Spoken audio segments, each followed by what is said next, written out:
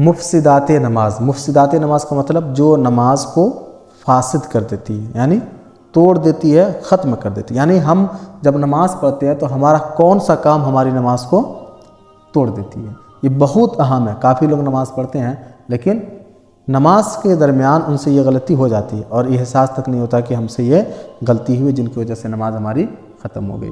تو کچھ تو آج بیان ہو جائیں گے اور کچھ انشاءاللہ اگلے ہفتے کو۔ یعنی وہ کام اور باتیں کہ جس کی وجہ سے نماز فاسد ہو جاتی ہے اور نماز از سر نو پڑھنا لازمی ہوتا ہے، پھر سے نماز پڑھنا کیا ہو جاتا ہے؟ ضروری ہو جاتا ہے۔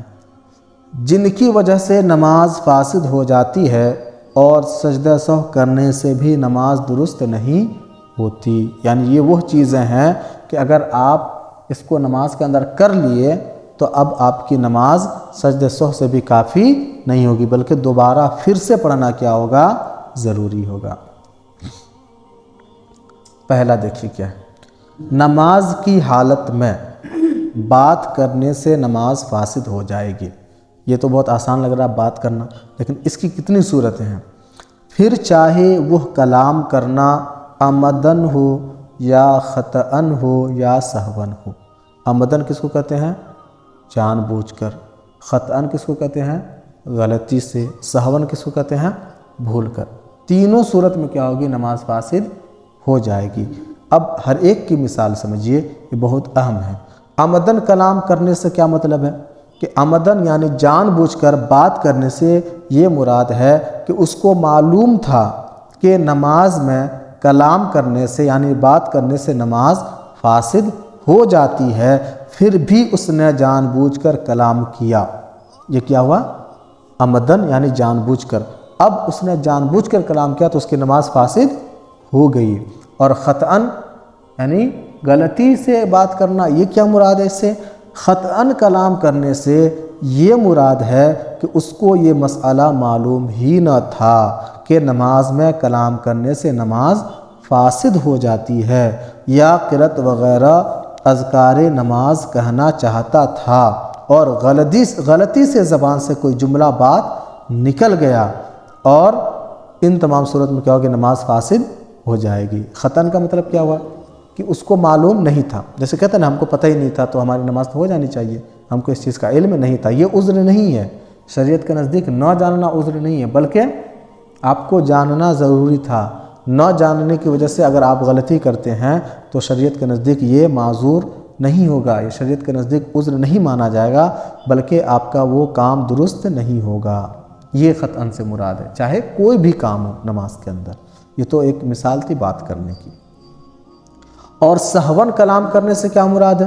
سہون بات کرنے سے یہ مراد ہے کہ اس کو اپنا نماز میں ہونا یاد نہ رہا ہو۔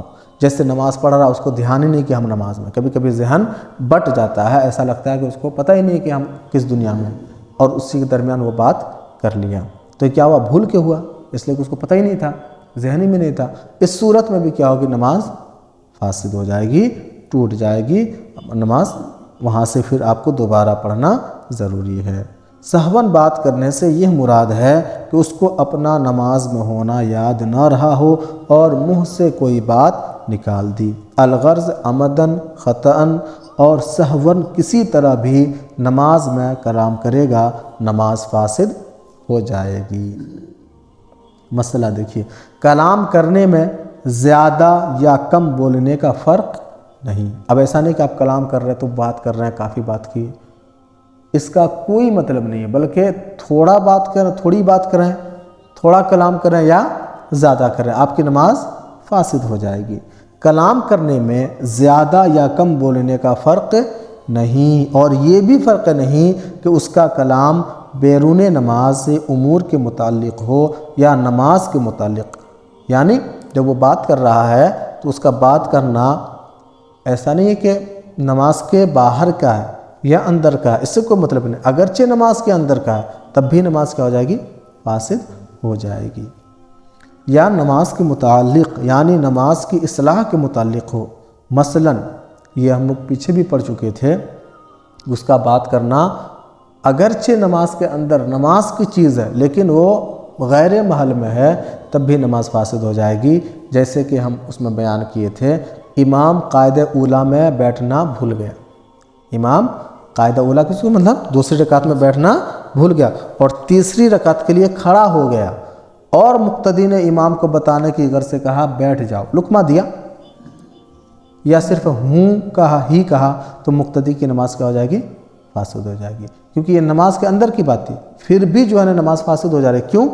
اس لیے کہ اس نے نماز میں نماز کے ہی اندر بات کری، اگرچہ نماز کے تعلق سے اس نے غلطی سے غلط جگہ پہ اس نے لقمہ دیا، اگر وہی لقمہ اگر وہ کھڑے ہونے سے پہلے دے دیتا تو اس کا لقمہ جو ہوتا محل جگہ پہ ہوتا، لیکن کھڑے ہونے کے بعد جب لقمہ دیا تو اس کا لقمہ دینا جگہ پہ محل پہ نہیں ہے بلکہ غیر محل میں غیر جگہ پہ ہے، اس وجہ سے کیا ہو جائے گا کہ اس کا وہاں پر بات کرنا لازم آ گیا اور اس وجہ سے اس کی نماز کیا ہو جائے گی؟ فاسد ہو جائے گی۔ نماز میں کسی کو سلام کیا یا کسی کے سلام کا جواب دیا، یعنی السلام علیکم یا وعلیکم السلام کہا یا صرف سلام ہی کہا یا سلام کی نیت سے مصافحہ کیا، تب بھی نماز فاسد ہو جائے گی۔ اسی لیے کہا گیا ہے کہ جب نماز جہاں پڑھ رہے ہوں آدمی تو وہاں سلام نہیں کرنا چاہیے، اس لیے کہ عادت ہے سب کی، سلام کوئی کرتا فوراً جواب دینے کی عادت ہوتی ہے۔